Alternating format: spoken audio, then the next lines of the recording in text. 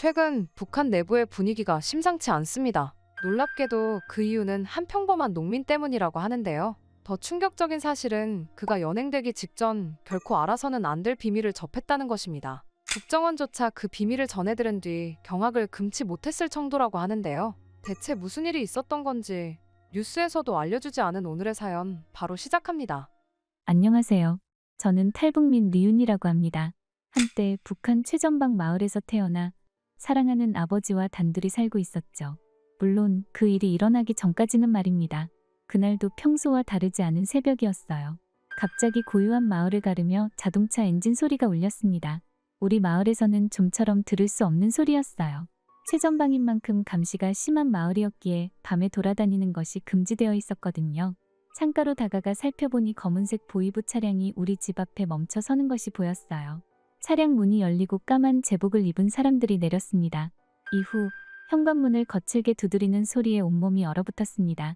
뒤를 돌아보니 아버지는 이미 깨어 계셨어요. 제가 무서워하는 것을 보시곤 윤희야, 괜찮다. 라고 말씀하셨지만 아버지의 목소리도 떨리고 있었습니다. 그때 보이부 요원들이 거실로 들이닥쳤어요. 그리고는 아무런 설명도 없이 아버지의 팔을 잡아챘습니다. 저는 본능적으로 아버지를 향해 달려갔죠. 하지만 군인들의 차가운 총부리가 제 앞으로 향했어요.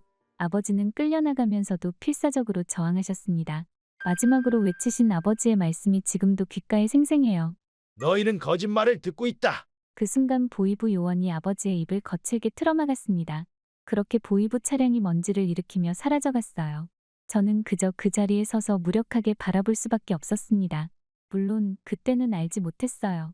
곧 제 인생을 뒤흔들 만한 사건이 일어날 거란 사실을 말이죠. 그날 이후 저는 아버지가 왜 끌려갔는지 알아내기 위해 노력했어요. 처음에는 마을 사람들에게 조심스럽게 물어보기 시작했습니다. 하지만 사람들의 반응은 예상보다 더 차가웠어요. 평소 친하게 지내던 옆집 아주머니조차 저를 보면 고개를 돌리곤 했죠. 나중에는 마을 전체가 저를 피하기 시작했어요. 그러던 어느 날 밤 뜻밖의 제보자를 만났어요.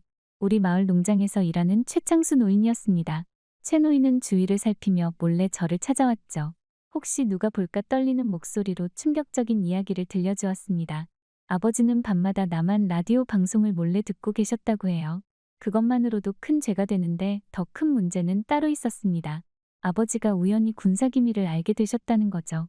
최 노인의 말에 따르면 아버지는 농장 일을 하다가 군부대 근처에서 이상한 움직임을 목격하셨다고 합니다. 밤늦게까지 이어지는 공사 소리, 평소와 다른 군인들의 분주한 움직임이 있었죠. 기갑부대의 전차들이 평소와 다른 방향으로 은밀하게 이동하는 것도 보셨다고 해요. 더 큰 문제는 아버지가 새벽 농사일을 하시다가 우연히 새로운 전방 터널 공사 현장을 발견하셨다는 겁니다. 북한군이 비밀리에 진행하던 거대한 군사시설이었어요. 보이부는 이 사실을 알아냈고 즉시 아버지를 체포했다고 합니다. 최 노인은 말을 마치자마자 서둘러 자리를 떴어요. 나는 아무 말도 하지 않았다. 라는 말만 남기고 어둠 속으로 사라졌습니다. 저는 그날 밤 아버지의 방을 다시 한번 뒤지기 시작했어요. 찢어진 벽지 뒤, 낡은 서랍 속, 책장 구석구석을 살폈습니다. 그러다 오래된 책 속에서 낡은 쪽지 하나를 발견했어요. 거기에는 아버지의 떨리는 글씨체로 이렇게 적혀 있었습니다. 통로는 존재한다. 강을 건너야 해. 쪽지를 읽는 순간 온몸에 전율이 흘렀어요. 이것은 단순한 메모가 아니었습니다.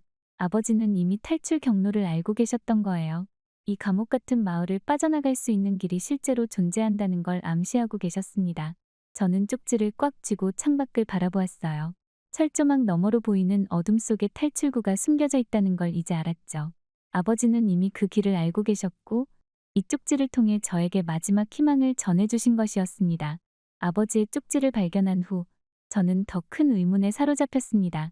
누군가가 아버지를 감시하고 있었다는 사실이 분명했어요. 평소 아버지의 일거수일투족을 누군가 지켜보고 있었을 것이 틀림없었죠. 보이부가 그토록 정확하게 아버지의 행동을 알고 있었다는 것은 곧 마을 내에 스파이가 있다는 뜻이었습니다. 처음에는 모든 마을 사람들이 의심스러웠습니다. 우리 집 주변을 자주 지나다니는 사람들을 몰래 관찰했어요. 시장에서 만나는 사람들의 눈빛도 유심히 살폈죠. 누가 보이부와 가까운지, 누가 유독 여유로운 생활을 하는지 세세하게 관찰했습니다. 그러다 한 가지 특이한 점을 발견했어요.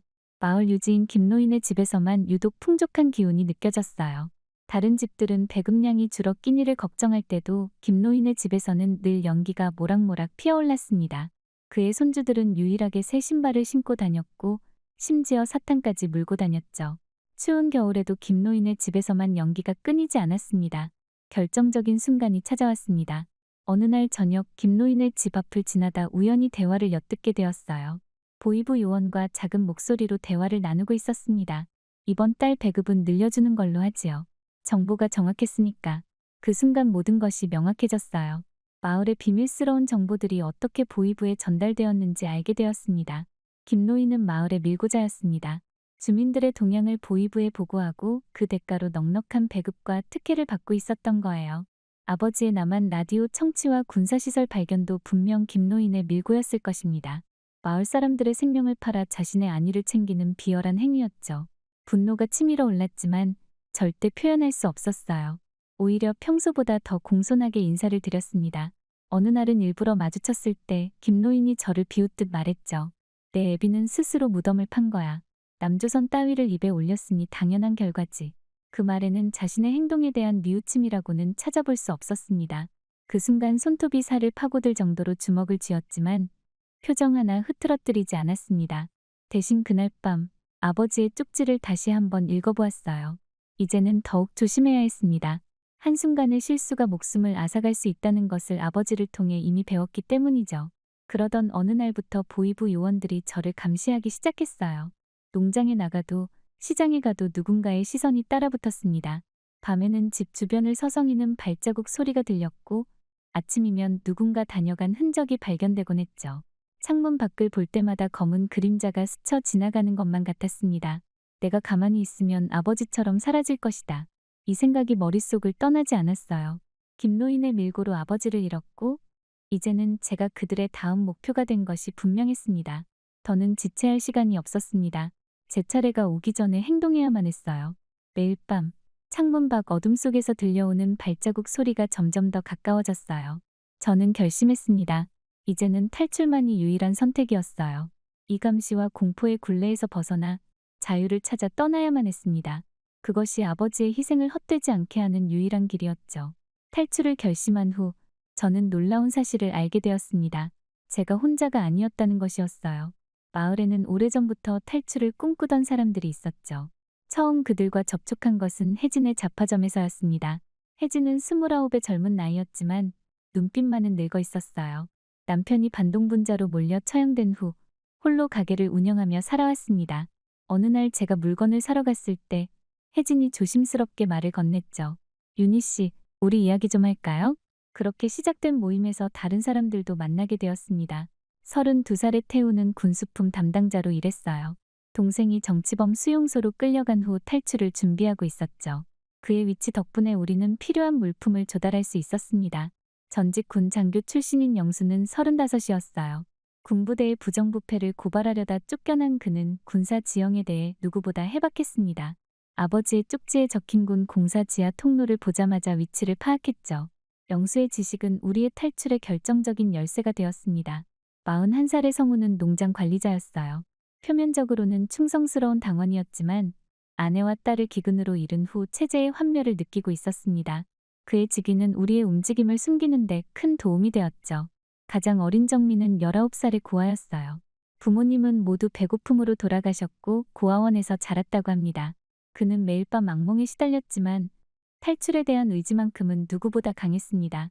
우리는 매일 밤 혜진의 가게 뒷방에서 은밀히 모였어요.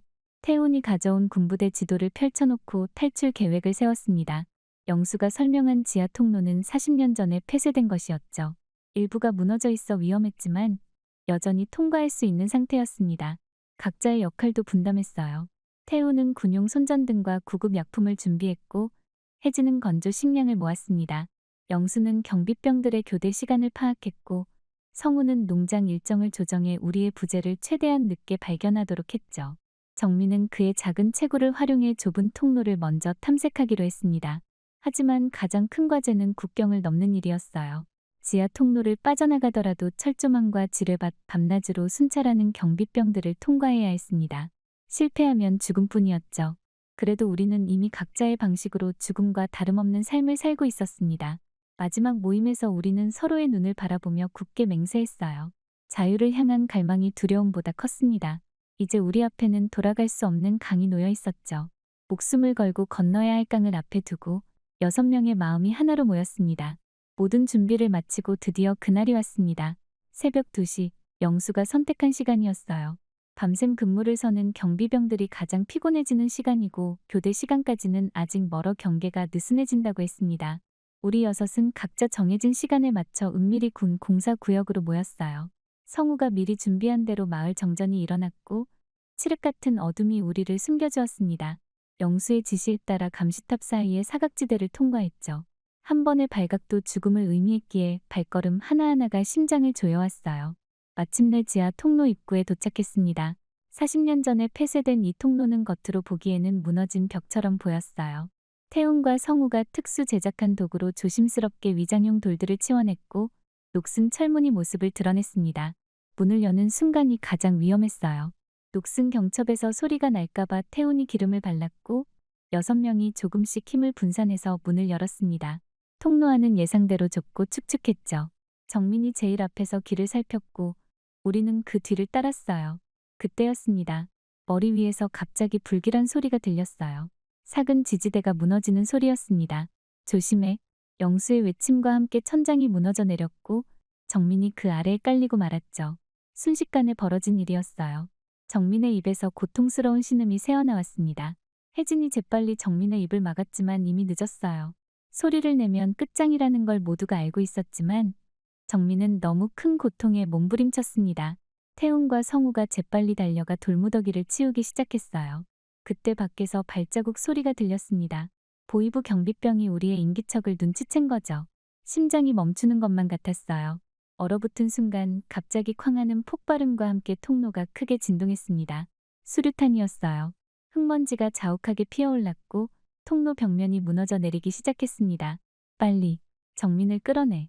혜진의 외침에 태훈과 성우는 마지막 힘을 다해 정민을 구해냈어요. 하지만 정민의 다리가 심하게 다쳐 있었고 그는 제대로 걸을 수 없는 상태였습니다. 보이부 병사들의 고함 소리가 점점 가까워졌어요. 총소리도 들렸습니다. 어둠 속에서 무차별 사격을 가하는 것 같았죠. 성우가 정민을 업었고 태훈과 영수가 양쪽에서 받쳤습니다. 이쪽이다. 서두르자. 앞에서 혜진이 손전등을 비추며 소리쳤어요. 우리는 쏟아지는 흙더미를 뚫고 필사적으로 달렸습니다. 뒤에서는 보이부 병사들의 발소리와 총소리가 점점 더 가까워졌고 앞으로는 알 수 없는 어둠이 기다리고 있었어요. 이제 돌아갈 수는 없었습니다. 오직 앞으로 나아가는 것만이 살 수 있는 길이었어요. 지하 통로를 빠져나온 우리는 곧바로 국경 쪽으로 움직였습니다. 성우가 업은 정민의 고통스러운 신음소리가 간간히 들렸어요.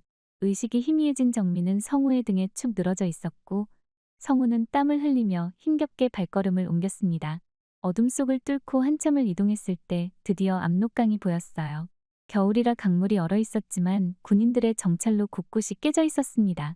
영수가 재빨리 망원경으로 주변을 살폈죠. 잠시 숨을 고르며 강을 건널 준비를 했어요.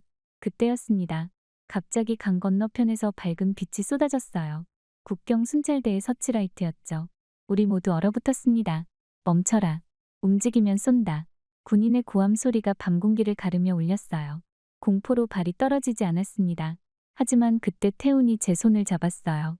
지금이야. 태훈의 외침과 함께 우리는 강으로 뛰어들었습니다. 순간 총성이 울렸고 우리 주위로 물보라가 솟구쳤어요. 얼음 파편이 사방으로 튀었습니다. 얼음 위를 달리는 것은 생각보다 더 어려웠어요. 발밑이 미끄러웠고 중간중간 깨진 얼음 사이로 시커먼 물이 보였습니다. 성우는 정민을 업은 채 비틀거렸고 영수는 얼음을 깨고 나온 물웅덩이를 피해가며 앞으로 나아갔어요. 혜진이 앞장섰습니다. 이쪽으로 가야 해. 그녀는 어릴 적 이 강에서 자주 놀았다며 얼음이 단단한 곳을 찾아 우리를 이끌었어요. 하지만 갑자기 혜진의 발 아래 얼음이 크게 갈라지기 시작했습니다. 순식간에 혜진이 물속으로 빠져들어갔어요. 안 돼. 저와 태훈이 재빨리 달려가 그녀의 팔을 잡았습니다. 혜진의 비명이 밤 공기를 갈랐어요. 얼음물에 젖은 옷이 무거웠지만 우리는 필사적으로 그녀를 끌어올렸습니다. 혜진의 입술은 이미 파랗게 변해 있었어요. 뒤에서는 계속해서 총알이 날아왔습니다. 물살을 가르는 총알 소리와 얼음이 깨지는 소리가 뒤섞여 들렸어요. 정민은 이미 의식을 잃었고 성우의 다리는 후들거렸습니다. 영수도 팔에 총알이 스쳤는지 피가 흐르고 있었어요. 기적처럼 6명 모두 강 건너편에 도착했지만 아직 안심할 수 없었습니다. 뒤에서 추격조의 발소리와 개 짖는 소리가 점점 가까워졌어요. 젖은 옷은 순식간에 얼어붙기 시작했고 혜진은 덜덜 떨며 걸음도 제대로 못 걸었습니다. 빨리 숲으로 들어가야 해. 영수가 앞장서며 외쳤어요. 모두의 입에서는 하얀 입김이 피어올랐지만 우리는 멈출 수 없었습니다. 추격조에게 짖는 소리가 점점 더 크게 들려왔어요.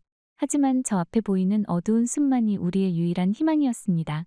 숲속을 필사적으로 달려 중국 국경을 넘은 우리는 며칠 동안 산속에 숨어 지냈습니다. 영수가 전부터 알고 있던 탈북자 브로커와 연락을 취하기까지 추위와 배고픔 그리고 공포와 싸워야 했어요. 정민의 다리는 여전히 불편했고 혜진은 동상의 후유증으로 고통받고 있었습니다. 열흘 만에 마침내 브로커를 만났지만 상황은 예상보다 훨씬 나빴어요. 브로커는 약속했던 금액의 2배를 요구하며 우리를 협박했습니다. 더 많은 돈을 내놓지 않으면 당장 공안에 신고하겠다. 는 말에 모두의 얼굴에서 핏기가 싹 가셨죠. 절망적인 순간 태훈이 조용히 일어났어요. 이걸 쓰려고 했던 건 아닌데. 그는 신발 밑창을 뜯어내더니 그곳에 숨겨둔 비상금을 꺼냈습니다. 북한에서부터 가족을 위해 모아온 마지막 희망이었던 돈이었어요. 브로커는 마침내 우리를 태국으로 이동시키기 시작했습니다. 하지만 그 여정은 또 다른 악몽이었어요. 숨막히는 트럭 뒷칸에서 차가운 컨테이너 속에서 때로는 좁은 배 안에서 목숨을 걸어야 했습니다. 밤새 기침을 하는 혜진을 붙잡고 열에 들떠 헛소리를 하는 정민을 달래며 한 달이 넘는 시간을 보냈죠. 태국에 도착했을 때는 모두가 지쳐 있었어요. 우리는 스스로 경찰에게 자수했고 곧 난민 보호소로 이송되었습니다. 보호소에서의 3주는 긴 터널의 마지막 구간 같았어요. 대한민국 대사관으로 가는 길이 열릴 때까지 우리는 서로를 의지하며 버텼습니다. 떨리는 마음으로 대사관을 찾아갔어요. 저희는 북한에서 왔습니다. 대한민국으로 망명을 요청합니다. 이 한마디를 하기 위해 우리는 그 모든 고통을 견뎌왔던 거죠. 대사관 직원은 우리를 따뜻하게 맞아주었습니다. 국정원 조사관들이 우리의 신원을 확인하는 과정도 순조로웠어요. 북한에서의 생활, 탈출 과정, 모든 것을 꼼꼼히 물었지만 6명 모두 무사히 확인을 마쳤습니다. 마침내 대한민국행 비행기에 오르는 순간 우리는 서로를 바라보며 울었어요. 비행기 창 밖으로 보이는 하늘은 그 어느 때보다 푸르렀습니다. 처음 비행기를 타본 정민은 창밖을 한시도 떼지 못했고 혜진은 계속해서 눈물을 훔쳤어요. 성우는 깊은 한숨을 내쉬었고 영수는 묵묵히 먼 곳을 바라보았습니다. 하나원으로 가는 차 안에서 서울의 밤거리가 눈앞에 펼쳐졌어요. 반짝이는 불빛들이 마치 별처럼 아름다웠습니다. 제 눈에서는 자연스럽게 눈물이 흘러내렸어요. 아버지의 마지막 말씀이 떠올랐습니다. 남조선은 우리가 생각하는 곳이 아니다. 아버지, 우리가 드디어 왔어요. 마음속으로 속삭였습니다. 창밖으로 스쳐 지나가는 서울의 불빛들을 보며 저는 이제 정말 자유의 땅을 밟았다는 것을 실감했어요. 긴 여정의 끝에서 새로운 시작을 앞둔 우리의 눈에는 모두 희망의 빛이 담겨 있었습니다. 하나원에서의 생활은 저에게 새로운 세상과의 만남이었습니다. 처음 접하는 한국 사회의 모든 것이 신기했어요. 에스컬레이터를 탔을 때의 두려움, 자판기에서 음료를 뽑았을 때의 설렘뿐만이 아니었죠. 처음 신용카드를 만졌을 때의 떨림, 지하철 자동문 앞에서의 당황스러움, 심지어 화장실의 자동 센서에 놀라 도망쳤던 순간까지 모든 것이 새로웠습니다. 함께 탈북했던 동지들도 각자의 방식으로 새로운 삶을 시작했어요. 정민이는 검정고시를 준비하며 대학 진학을 꿈꾸고 있었고 혜진은 미용학원에서 자신의 재능을 꽃피우기 시작했습니다. 태훈과 성우는 작은 공장에 취직해서 열심히 일했고 영수는 아파트 경비반장이 되어 성실하게 살아가고 있었죠. 매일 밤 아버지의 모습이 꿈에 나타났어요. 남조선은 우리가 생각하는 곳이 아니다. 라는 마지막 말씀이 계속 머릿속을 맴돌았습니다. 어느 날 텔레비전에서 북한 인권 다큐멘터리를 보았죠. 그때 저는 깨달았어요. 아버지가 전하고 싶었던 진실을 이제는 제가 다른 이들에게 전해야 한다는 것을요. 북한 인권을 알리는 단체를 찾아갔습니다. 처음에는 전단지를 나눠주는 일부터 시작했어요. 점차 탈북자들의 이야기를 기록하고 그들의 아픔을 함께 나누는 일을 하게 되었죠. 밤늦게까지 일해도 지치지 않았습니다. 오히려 더 많은 것을 배우고 싶었어요. 한국어를 더 잘하고 싶어 학원도 다녔고 컴퓨터도 배웠습니다. 시간이 흘러 이제는 제가 새로운 탈북자들을 맞이하고 있어요. 그들의 눈에서 제가 처음 이곳에 왔을 때 두려움과 희망을 동시에 봅니다. 저는 말합니다. 이제 자유롭습니다. 여러분의 새로운 삶을 응원하겠습니다. 그들의 눈에서 촉촉히 맺히는 눈물을 볼 때마다 제가 이 일을 하는 이유를 다시 한번 깨닫게 됩니다. 퇴근 후 한강변을 걸으며 생각해요. 압록강을 건널 때의 공포, 중국에서의 숨막히는 도피 생활, 태국에서의 기다림까지 모든 순간이 제가 지금 여기 있기 위한 필연적인 과정이었다는 것을요. 서울의 밤하늘을 바라봅니다. 자유롭게 반짝이는 별들이 마치 북한에 있는 우리 동포들의 눈빛 같아요. 아버지, 당신이 꿈꾸던 자유를 이제 제가 누리고 있습니다. 그리고 언젠가 이 자유를 북한에도 전하겠습니다. 지금도 수많은 사람들이 자유를 향한 위험한 여정을 시작하고 있어요. 저의 이야기가 그들에게 작은 빛이 되길 바라며 오늘도 새로운 하루를 시작합니다. 이 이야기는 끝이 아닌 새로운 시작이니까요. 언젠가 이 자유가 북한 땅에도 전해질 그날을 꿈꾸며 저는 계속해서 희망을 전할 것입니다. 그날까지 저는 계속해서 나아가려 해요. 부디 저의 앞날을 응원해 주시길 바랍니다. 지금까지 저희 이야기를 들어주셔서 감사합니다.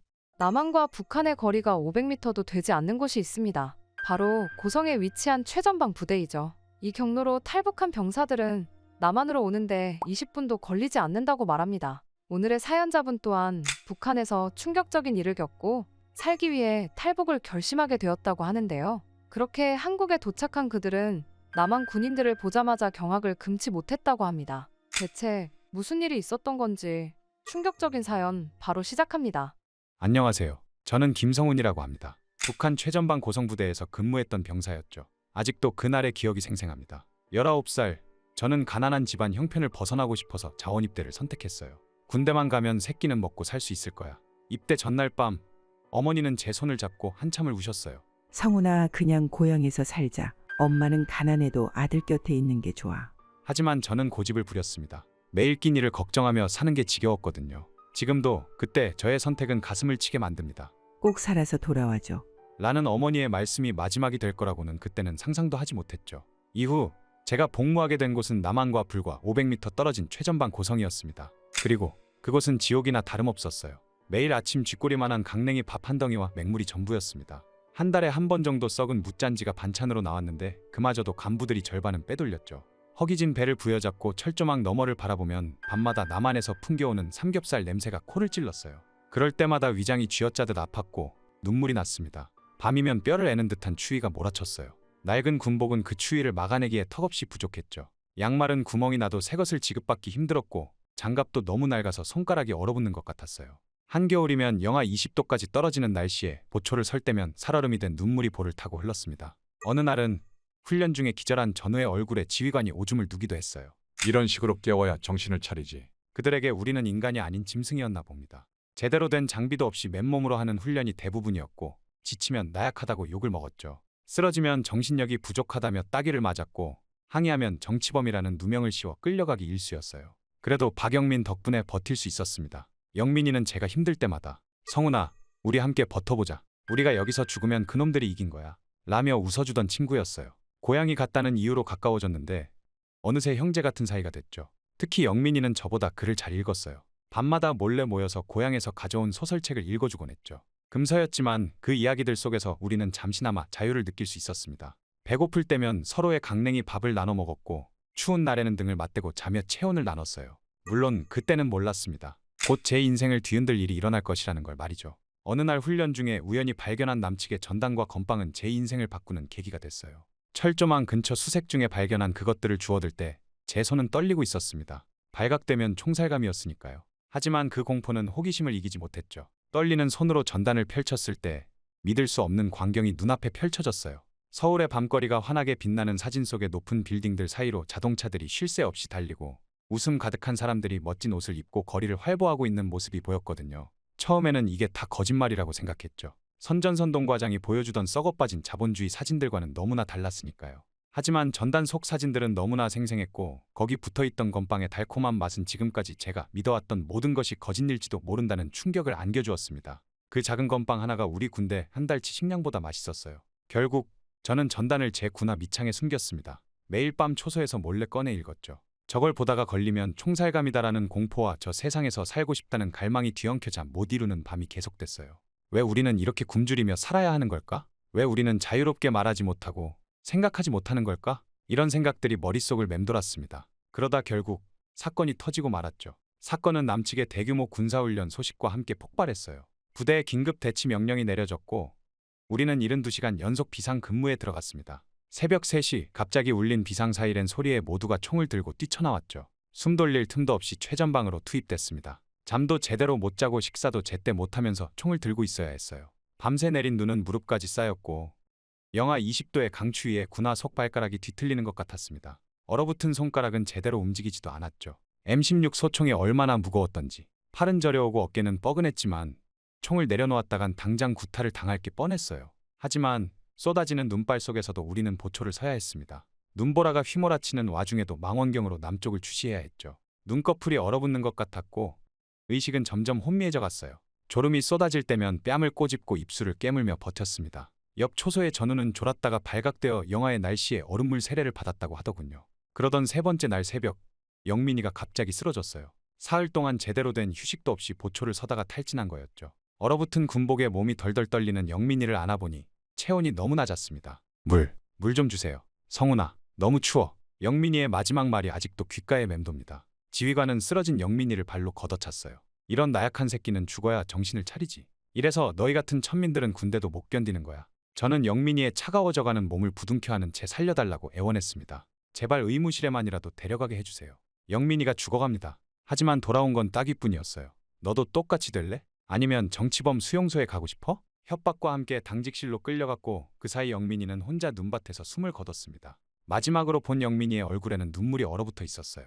그렇게 영민이의 시신은 다음날 아침까지 그대로 방치됐습니다. 본보기로 놔두라. 이런 나약한 놈들이 어떻게 되는지 똑똑히 봐둬라. 라는 지휘관의 명령이었어요. 밤새 영민이의 시신을 지키며 저는 끊임없이 생각했죠. 새하얀 눈이 영민이의 차가운 얼굴을 덮어갈 때마다 가슴이 미어졌습니다. 이게 정말 사람이 사는 세상인가? 우리는 왜 이렇게 살아야 하나? 개돼지보다 못한 취급을 받으면서 영민이는 그저 물 한 모금을 마시고 싶었을 뿐인데 그날 밤 저는 철조망 너머 환하게 빛나는 나만의 불빛을 바라보며 탈북을 결심했습니다. 단 한 모금의 물도 얻지 못하고 죽어간 영민이를 위해서라도 이 지옥 같은 곳을 반드시 탈출해야만 했어요. 그렇게 영민이의 시신이 눈 속에 묻히던 날 이후 저는 매일 밤 철조망 너머를 바라보며 탈출 계획을 세웠습니다. 불과 500m, 걸어서 15분도 걸리지 않을 거리였지만 그 짧은 거리가 오히려 더 위험했어요. 경비가 삼엄했고 지뢰밭과 철조망이 촘촘히 설치되어 있었죠. 하지만 저 혼자서는 불가능했습니다. 믿을 만한 동료가 필요했어요. 며칠을 고민하다 같은 소대의 이재환과 최민혁에게 조심스럽게 말을 꺼냈습니다.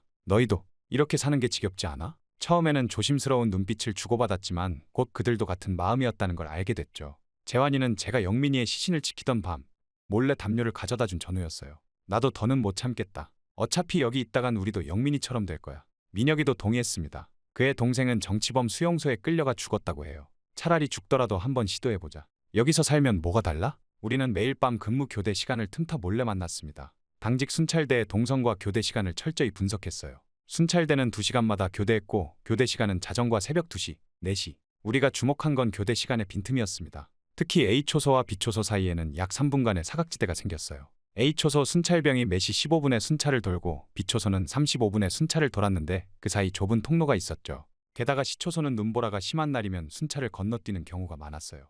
추위를 견디지 못해 초소 안에만 있었거든요. 이동 경로도 세세하게 계획했습니다. 먼저 A초소 뒤편의 낮은 언덕을 통과해야 했어요. 그곳은 감시 카메라의 사각지대였죠. 다음은 지뢰밭이었는데 겨울에 지뢰 매설 작업을 했던 민혁이가 안전한 통로를 알고 있었습니다. 마지막으로 이중 철조망을 넘어야 했어요. 첫 번째 철조망을 자르고 나면 두 번째 철조망까지는 30초 안에 도달해야 했습니다. 가장 어려웠던 건 필요한 물품을 모으는 일이었어요. 철조망을 자를 절단기는 필수였죠. 민혁이가 보급창고 담당 병사를 알고 있어서 한 달 동안 그의 식량을 나눠주는 조건으로 절단기를 빌릴 수 있었습니다. 들키면 너희는 본 적이 없다고 해. 난 모른다. 라는 말을 남기고 그는 절단기를 우리에게 넘겼어요. 재환이는 위조된 수색 명령서를 만드는 임무를 맡았습니다. 본래 행정병이었던 그는 지휘관의 도장과 서명을 완벽하게 모사할 수 있었어요. 이거 하나 잘못 만들면 우리 모두 죽는다. 몇 밤새 연습했죠. 위조된 명령서에는 우리가 자정부터 새벽 4시까지 전방 수색 임무를 맡았다는 내용을 담았습니다. 저는 탈출 경로를 답사하는 일을 맡았어요. 매일 밤 순찰을 돌 때마다 지형을 머릿속에 새겼습니다. 어디에 지뢰가 매설되어 있는지, 철조망이 어떤 간격으로 설치되어 있는지, 감시초소에서 사각지대는 어디인지. 특히 주목한 건 감시등이 비치지 않는 구간이었죠. 비초소 뒤편의 참호 구간은 감시등이 고장난 지 한 달이 넘었지만 수리하는 사람은 아무도 없었어요. 당연히 각자의 역할도 상세하게 나눴습니다. 제일 앞에서는 제가 가기로 했어요. 위조된 수색 명령서를 들고 있어야 했기 때문이죠. 만약 순찰대와 마주치면 저는 그들의 주의를 다른 곳으로 돌릴 예정이었습니다. 중간에는 재환이가 맡았어요. 절단기로 철조망을 자르는 게 그의 임무였죠. 민혁이는 맨 뒤에서 우리의 발자국을 지우고 지뢰밭에서 안전한 길을 안내하기로 했습니다. 탈출 날짜를 정하는 것도 중요했어요. 많은 고민 끝에 음력 금음날로 정했습니다. 달빛이 없는 캄캄한 밤이어야 했고 날씨도 우리 편이어야 했죠. 기상 관측병이었던 민혁이의 말로는 그날 밤 큰 눈이 올 거라고 했어요. 눈이 오면 발자국은 금방 지워지고 시야도 나빠져. 우리한테는 기회야. 하지만 준비 과정은 결코 순탄치 않았습니다. 어느 날은 민혁이가 절단기를 옮기다가 순찰대와 마주칠 뻔했어요. 다행히 눈보라가 심해 발각되지 않았지만 그날 밤 우리 모두 잠을 이루지 못했죠. 재환이는 위조 명령서를 만들다가 손을 다쳤어요.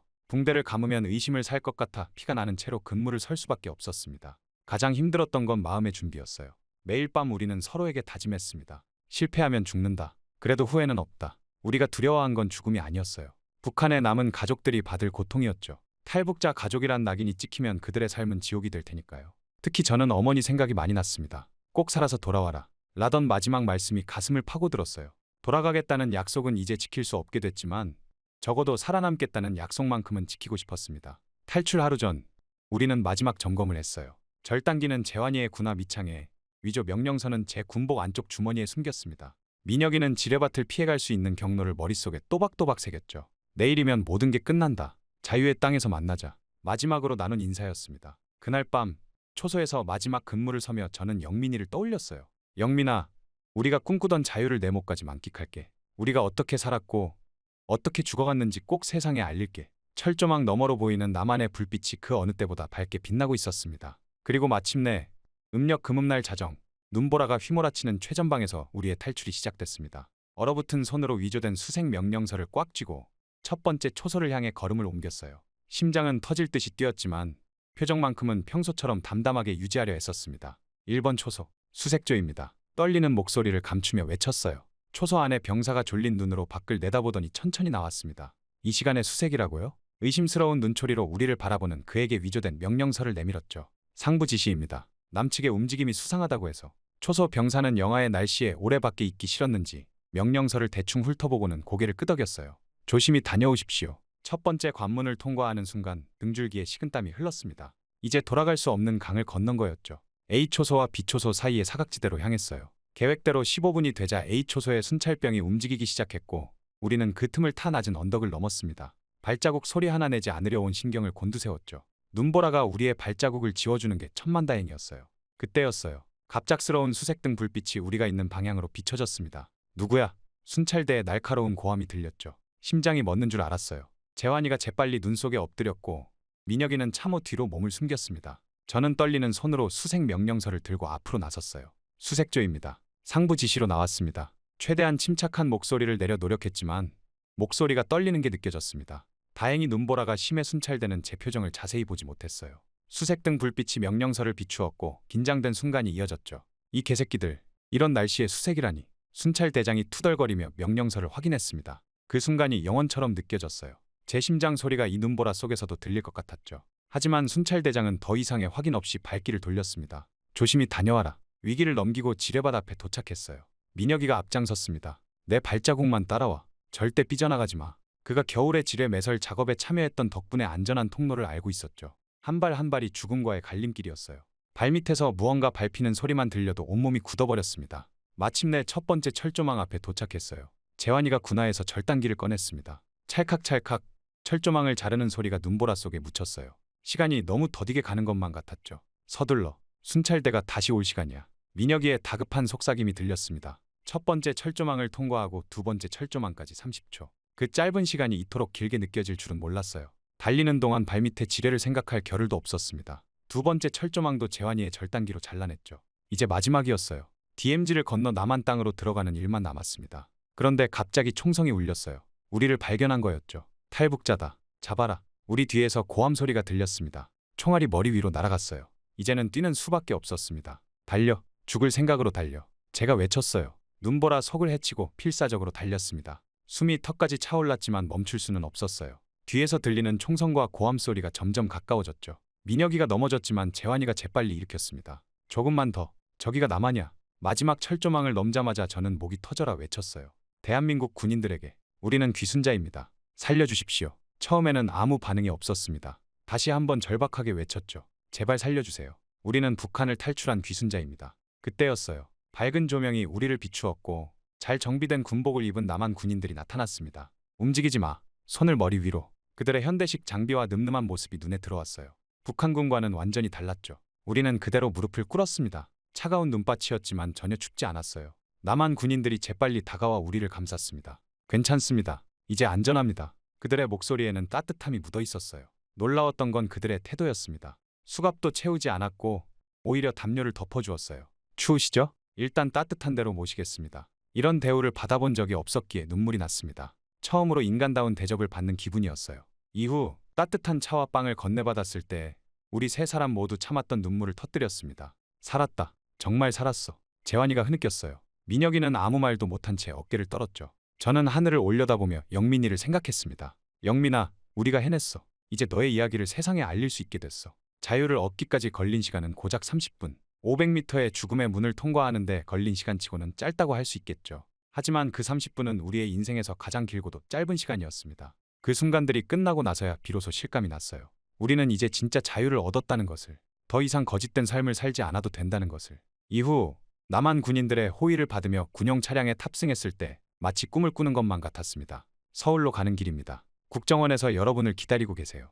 남한 장교가 다정하게 말을 건넸어요. 그의 말투에는 위협이나 명령이 아닌 배려가 담겨 있었습니다. 저는 옆자리에 재환이와 민혁이를 바라봤어요. 모두가 같은 생각을 하고 있는 듯했죠. 이게 정말 현실일까? 차량 창문 너머로 보이는 광경에 숨이 막혔습니다. 끝없이 펼쳐진 불빛의 물결. 전단에서 보았던 것보다 훨씬 더 찬란하고 아름다웠어요.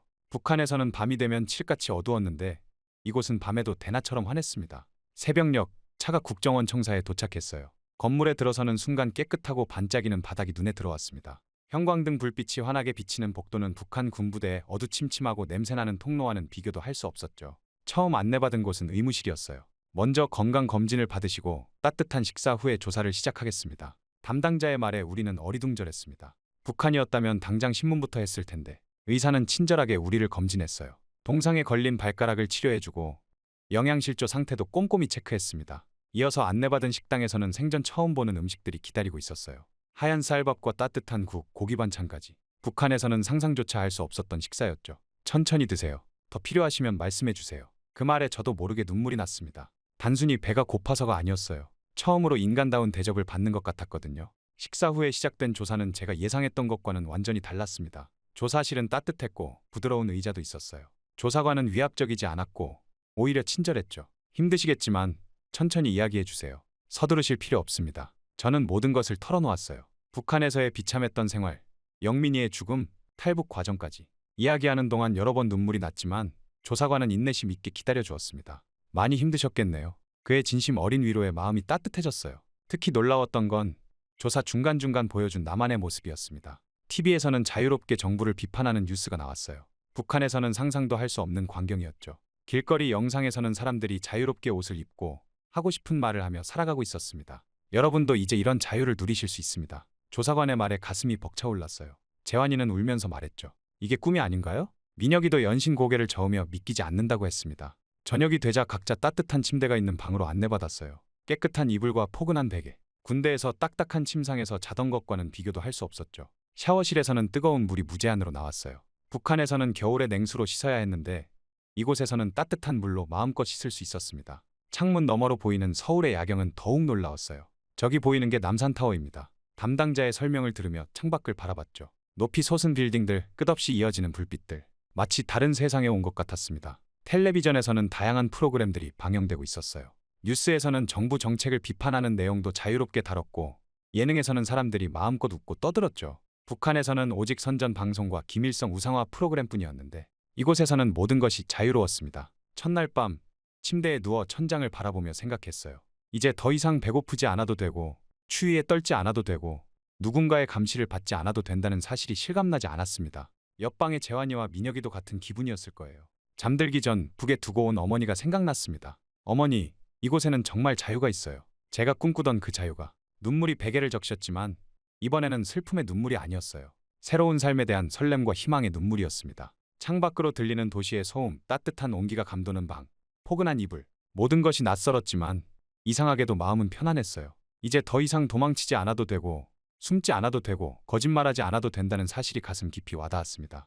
영민아, 내가 그토록 바라던 자유의 땅에 우리가 드디어 도착했어. 마지막 생각과 함께 저는 생전 처음으로 편안한 잠에 빠져들었습니다. 이제 진정한 새로운 삶이 시작되는 거겠죠. 국정원에서의 조사가 끝나고 한 달 후 우리는 하나원으로 이동했습니다. 경기도 안성에 있는 하나원은 탈북민들의 남한 사회 정착을 돕는 시설이라고 했어요. 처음 도착했을 때가 아직도 생생합니다. 봄 기운이 완연한 날이었죠. 하나원 앞마당에는 벚꽃이 만발해 있었어요. 북한에서도 봄꽃은 피었지만 이곳의 꽃들은 더욱 자유롭고 평화롭게 보였습니다. 앞으로 12주 동안 이곳에서 지내게 됩니다. 담당 선생님의 설명을 들으며 우리는 각자의 방으로 안내받았어요. 놀라웠던 건 시설의 깨끗함이었습니다. 2인 1실의 방에는 에어컨도 있었고 온수도 24시간 나왔죠. 물을 아껴 써야 하는 거 아닌가요? 제가 조심스레 물었더니 선생님이 웃으며 대답하셨어요. 걱정 마세요. 마음껏 쓰셔도 됩니다. 첫날부터 우리는 충격의 연속이었습니다. 식당에서는 쌀밥을 무제한으로 제공했어요.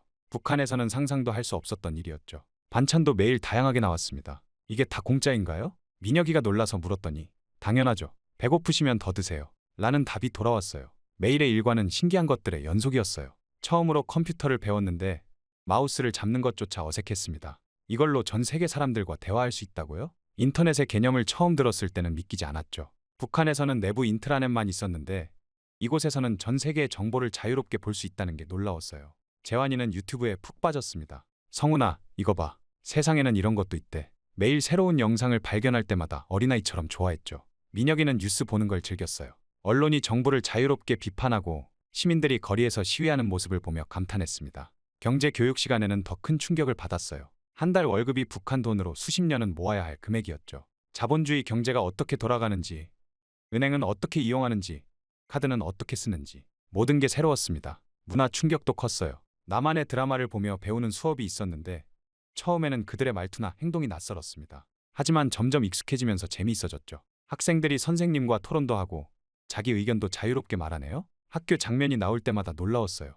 가장 인상 깊었던 건 하나원 옥상에서 본 야경이었습니다. 어느 날 저녁 담당 선생님이 우리를 옥상으로 데려갔어요. 이제 곧 여러분도 저기서 살게 될 겁니다. 끝없이 펼쳐진 불빛의 물결을 보며 저도 모르게 눈물이 흘렀습니다. 북한에서는 늘 어둠 속에서 살았어요.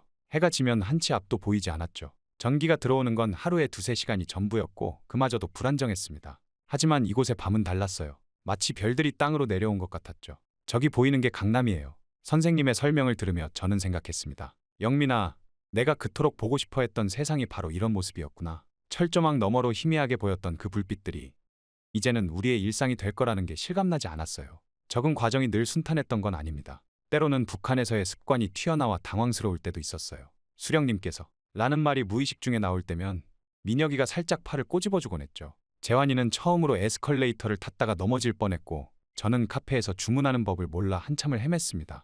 하지만 실수할 때마다 선생님들은 따뜻하게 이해해 주셨어요. 괜찮아요. 저희도 처음에는 다 그랬답니다. 먼저 온 선배 탈북민들의 위로는 큰 힘이 됐죠. 그들의 정착 이야기를 들으며 우리도 할 수 있다는 자신감이 생겼습니다. 주말에는 문화체험 프로그램도 있었어요. 처음으로 영화관에 가서 본 영화, 놀이공원에서 탄 놀이기구, 대형마트에서 본 수많은 상품들. 모든 경험이 신선한 충격이었습니다. 이렇게 많은 물건들이 있다니. 이게 다 진짜인가요? 특히 기억에 남는 건 처음 먹어본 피자였어요. 북한에서는 상상도 못했던 맛이었죠. 이런 게 음식이라고? 민혁이가 한 조각을 먹고는 놀라서 눈이 커졌던 모습이 아직도 생생합니다. 재환이는 아이스크림을 처음 먹고는 이렇게 달콤한 게 세상에 있다니 라며 감탄했죠. 시간이 지날수록 우리는 조금씩 변화하고 있었어요.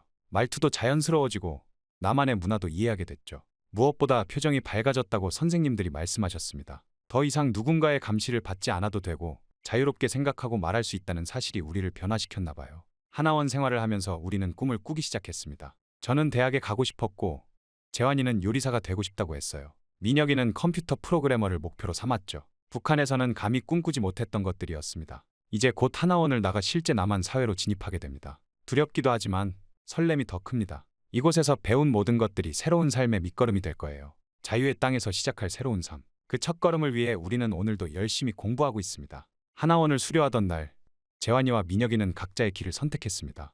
재환이는 요리학교에 등록했고 민혁이는 IT 학원을 다니기로 했어요. 저는 대학 입시를 준비하기로 했습니다. 성훈아, 꼭 성공해서 보자. 서로를 안아주며 각자의 꿈을 향해 발걸음을 내딛었죠. 처음에는 두려웠어요. 23살의 나이에 고등학교 검정고시부터 시작해야 했으니까요. 하지만 북한에서의 고통스러운 기억들이 저를 밀어주는 힘이 됐습니다. 특히 영민이의 마지막 모습은 제가 포기하고 싶을 때마다 떠오르는 원동력이었어요. 밤낮 없이 공부했습니다. 한국사, 영어, 수학 모든 게 생소했지만 하나하나 극복해 나갔어요. 탈북민 지원센터의 선생님들이 많이 도와주셨죠. 성훈 씨가 이루고자 하는 꿈이 정말 의미 있어요. 꼭 성공하실 거예요. 그분들의 격려가 큰 힘이 됐습니다. 검정고시에 합격하고 드디어 대학 입시에 도전했어요. 제가 선택한 전공은 국제관계학이었습니다. 왜 그걸 선택했냐고요? 철조망 너머 자유를 보며 살았던 경험, 그리고 그 자유를 찾아 목숨을 걸었던 순간들. 그 모든 경험이 저를 이끌었기 때문이에요. 대학 생활은 새로운 도전의 연속이었습니다. 처음에는 수업을 따라가기가 너무 힘들었어요. 영어로 된 전공 서적을 읽는 것도 발표를 하는 것도 쉽지 않았죠. 하지만 교수님들과 동기들은 제 상황을 이해해 주었고 많은 도움을 주었습니다. 특히 통일외교 수업은 저에게 깊은 울림을 주었어요. 분단의 아픔을 직접 경험한 사람으로서 여러분은 어떻게 생각하시나요? 교수님의 질문에 처음으로 제 이야기를 했습니다. 영민이의 죽음, 필사적인 탈북 과정, 그리고 자유를 찾아온 이유까지. 강의실은 깊은 침묵에 빠졌고 많은 학생들이 눈물을 흘렸어요. 그날 이후로 저는 더 자주 제 경험을 나누기 시작했습니다. 통일 NGO에서 자원봉사를 하며 탈북 청소년들을 만났어요. 그들의 이야기를 들으며 제 과거를 떠올렸고 그들이 겪는 어려움을 누구보다 잘 이해할 수 있었죠. 형, 저도 정말 외로워요. 여기 사람들은 저를 이해 못하는 것 같아요. 한 탈북 청소년의 말에 저는 그를 꼭 안아주었습니다. 나도 그랬어. 하지만 여기서 우리는 진짜 꿈을 꿀 수 있어. 포기하지 마. 그들과 함께 울고 웃으며 저는 제가 해야 할 일이 무엇인지 더욱 선명히 깨달았어요. 대학원에 진학해서는 더 깊이 있는 연구를 시작했어요. 북한 이탈 주민의 성공적인 정착 방안이라는 주제로 논문을 썼죠. 밤새워 자료를 찾고 인터뷰를 하고 분석하는 과정이 힘들었지만 보람 있었습니다. 제 연구가 누군가의 삶을 조금이라도 더 나아지게 할 수 있다는 희망이 있었으니까요. 재환이와 민혁이도 각자의 자리에서 잘 지내고 있었어요. 재환이는 유명 레스토랑의 셰프가 되었고 민혁이는 IT 회사에 취직했죠. 가끔 만나면 우리는 그날의 이야기를 나눕니다. 500m의 죽음의 문을 넘어온 그날, 영민이를 떠올리며 흘렸던 눈물, 그리고 지금 우리가 이뤄낸 것들까지. 어느 날 한 통일 포럼에서 연설할 기회가 있었어요. 저는 꿈이 있습니다. 통일 외교관이 되어 이 한반도에 진정한 평화를 가져오는 것입니다. 제가 직접 경험했듯이 북한 주민들은 지금도 자유를 갈망하고 있습니다. 우리가 그들에게 희망이 되어야 합니다. 지금 저는 외교부 통일교류과 시험을 준비하고 있어요. 쉽지 않은 길이라는 걸 알지만 멈출 수 없습니다. 영민이의 죽음, 북에 두고 온 어머니, 그리고 아직도 자유를 갈망하는 수많은 북한 주민들. 그들을 위해 제가 할 수 있는 일을 해야 해요. 때로는 북한에서의 기억이 악몽처럼 찾아옵니다. 하지만 그때마다 제가 이룬 것들을 떠올려 봅니다. 자유를 찾아 죽음의 문을 넘어왔고 새로운 삶을 시작했고 꿈을 향해 한 걸음씩 나아가고 있죠. 이제는 제가 다른 이들에게 희망이 되어야 할 차례입니다. 창밖으로 서울의 밤거리가 빛납니다. 북한에서 철조망 너머로 보았던 그 불빛들이 이제는 제 일상이 되었어요. 이 빛나는 자유가 언젠가는 북녘 하늘에도 가득하기를. 그날이 올 때까지 저는 계속해서 노력할 것입니다. 통일 외교관이라는 꿈을 향해, 한반도의 평화를 위해, 그리고 영민이의 목까지 자유를 누리며 살아가기 위해. 저의 이야기는 이렇게 끝이 나지만 저희 새로운 이야기는 이제 시작입니다. 제 이야기를 끝까지 들어주셔서 감사합니다. 부디 구독자님들의 가정에도 항상 평화가 깃들기를 바랍니다.